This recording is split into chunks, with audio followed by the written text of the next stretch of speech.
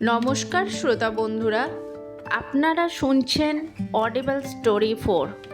আমাদের আজকের উপস্থাপনা কথা সাহিত্যিক শরৎচন্দ্র চট্টোপাধ্যায়ের অনবদ্য সৃষ্টি হরিচরণ।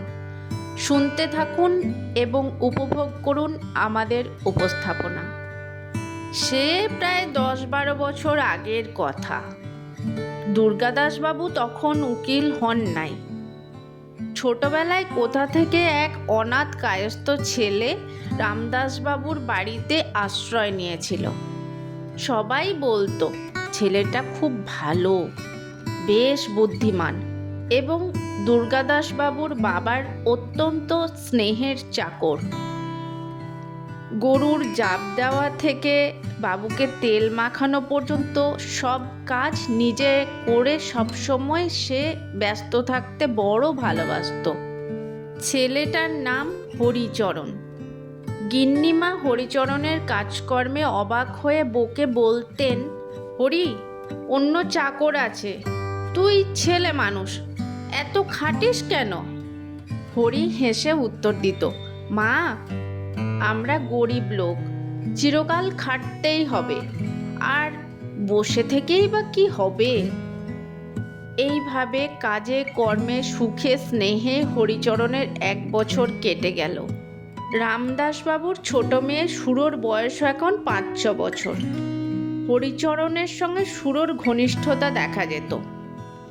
দুধ খাওয়ানোর জন্য যখন গিন্নিমার সাথে সুরো দ্বন্দ্বযুদ্ধ করত এবং এই বাচ্চা মেয়েটিকে দুধ খাওয়ানোর জন্য গাল টিপে ধরে বা কোনোভাবে দুধ খাওয়াতে পারতেন না, তখন হরিচরণের কথায় অনেক ফল হতো। আসল কথা হলো, সুরো হরিচরণকে ভালোবাসত।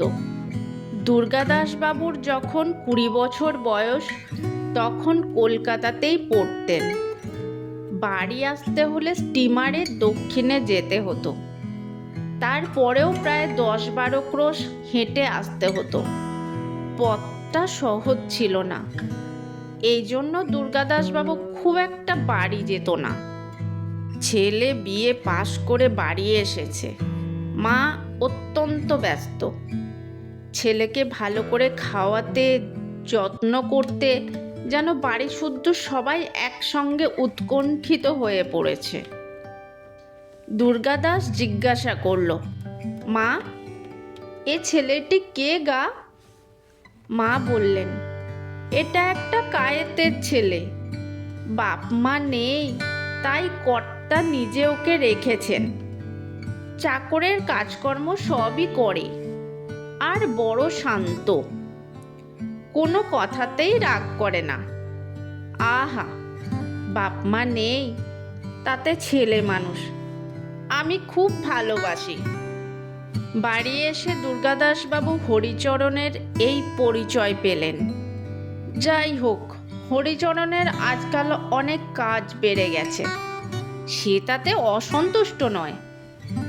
ছোটবাবু অর্থাৎ দুর্গাদাসবাবুকে স্নান করানো, প্রয়োজন মতো জলের গাড়ু, ঠিক সময়ে পানের ডিবে, উপযুক্ত অবসরে হুঁকা ইত্যাদি জোগাড় করে রাখতে হরিচরণ বেশ পটু। দুর্গাদাসবাবুও প্রায় ভাবেন ছেলেটি বেশ ইন্টেলিজেন্ট, সুতরাং কাপড় কোঁচানো, তামাক সাজা ইত্যাদি কাজ হরিচরণ না করলে দুর্গাদাসবাবুর পছন্দ হয় না। কিছু বুঝি না, কোথাকার জল কোথায় দাঁড়ায়। মনে আছে কি, একবার দুজনে কাঁদতে কাঁদতে বড়ই দুরূহ তত্ত্ব পড়ি। আমার মনে হয় এটা সব কথাতেই খাটে। দেখেছ কি, ভালো থেকে কেবল ভালোই দাঁড়ায়, মন্দ কি কখনো এসে দাঁড়ায় না? যদি না দেখে থাকো তবে এসো, আজ তোমাকে দেখাই বড়ই দুরূহ তত্ত্ব। উপরের কথাগুলো সবার বুঝতে পারা সম্ভব নয়, প্রয়োজনও নেই, আর আমার ফিলসফি নিয়ে ডিল করা উদ্দেশ্যও নয়। তবুও আপোষে দুটো কথা বলে রাখায় ক্ষতি কি? আজ দুর্গাদাসবাবুর জাঁকালো একটা ভোজের নিমন্ত্রণ আছে। বাড়িতে খাবেন না, সম্ভবত অনেক রাত্রে ফিরবেন। এসব কারণে হরিচরণকে প্রতিদিনের কাজ সেরে রেখে শুয়ে পড়তে বলে গেছেন। এখন হরিচরণের কথা বলি। দুর্গাদাসবাবু বাইরে বসবার ঘরেই রাত্রে ঘুমাতেন। তার কারণ অনেকেই জানে না। আমার মনে হয় গিন্নি বাপের বাড়িতে থাকায় বাইরের ঘরে শোয়া তার বেশি পছন্দ ছিল। রাত্রে দুর্গাদাসবাবুর বিছানা প্রস্তুত করা, তিনি শুয়ে পড়লে তাঁর পা টিপে দেওয়া ইত্যাদি ছিল হরিচরণের কাজ। পরে বাবু ঘুমিয়ে পড়লে হরিচরণ পাশের একটা ঘরে শুতে যেত। সন্ধ্যার আগেই হরিচরণের মাথা টিপটিপ করতে লাগলো।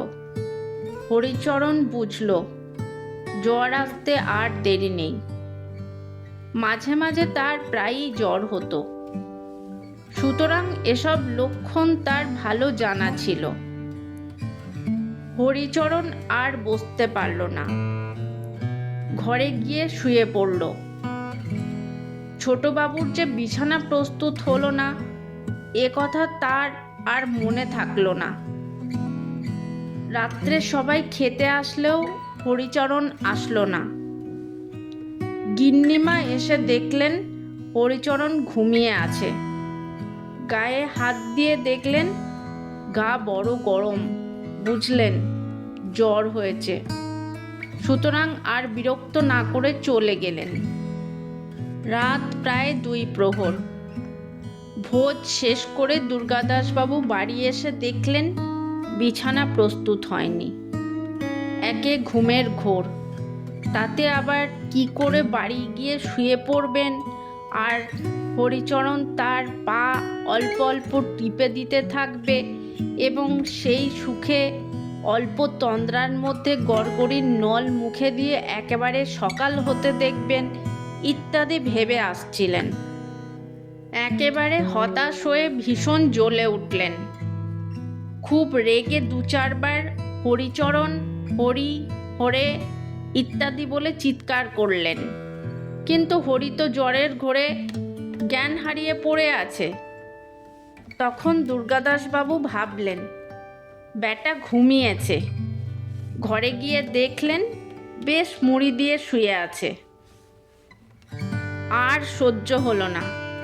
খুব জোরে হরির চুল ধরে টেনে তাকে বসানোর চেষ্টা করলেন, কিন্তু হরি ঢলে বিছানার উপর আবার শুয়ে পড়ল।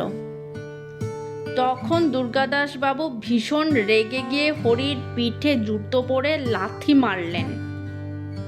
ভীষণ মারে সে জেগে উঠল। দুর্গাদাসবাবু বললেন, কচি খোকা ঘুমিয়ে পড়েছে, বিছানাটা কি আমি করব? কথায় কথায় রাগ আরো বেড়ে গেল। হাতের বেত লাঠি আবার হরিচরণের পিঠে 2-3 বার পড়ে গেল। হরি রাত্রে যখন পা টিপছিল তখন 1 ফোঁটা গরম জল মনে হয় দুর্গাদাসবাবুর পায়ের ওপরে পড়েছিল। গোটা রাত দুর্গাদাসবাবুর ঘুম হয় নাই। 1 ফোঁটা জলই খুব গরম মনে হয়েছিল। দুর্গাদাসবাবু হরিচরণকে খুব ভালোবাসতেন। তার নম্রতার জন্য সে দুর্গাদাসবাবু কেন, সবারই প্রিয় পাত্র ছিল। এই মাসখানেকের ঘনিষ্ঠতায় সে আরও প্রিয় হয়ে উঠেছিল। রাত্রে কতবার দুর্গাদাসবাবুর মনে হলো যে একবার দেখে আসেন, কতটা লেগেছে, কতটা ফুলেছে। কিন্তু সে যে চাকর, তা তো ভালো দেখায় না। কতবার মনে হলো একবার জিজ্ঞাসা করে আসেন জ্বরটা কমেছে কিনা, কিন্তু তাতে লজ্জা লাগে। সকালে হরিচরণ মুখ ধোবার জল এনে দিল, তামাক সেজে দিল। দুর্গাদাসবাবু তখনও যদি বলতেন, আহা সে তো ছোট ছেলে, তখনও তার 13 বছর পার হয়নি। ছোট ছেলে বলেও যদি একবার কাছে টেনে নিয়ে দেখতেন বেতের আঘাতে কতটা রক্ত জমেছে, জুতোর কাঠিতে কতটা ফুলেছে, ছোট ছেলেকে আর লজ্জা কি? বেলা 9টার সময় টেলিগ্রাম এলো। দুর্গাদাসবাবু অস্থির হয়ে খুলে দেখলেন স্ত্রী খুব অসুস্থ। ধড়াস করে বুকটা বসে গেল। সেই দিনই তাকে কলকাতা চলে আসতে হলো। গাড়িতে উঠে বসে ভাবলেন, ভগবান, বুঝি বা প্রায়শ্চিত্ত হয়। প্রায় মাসখানেক হয়ে গেছে।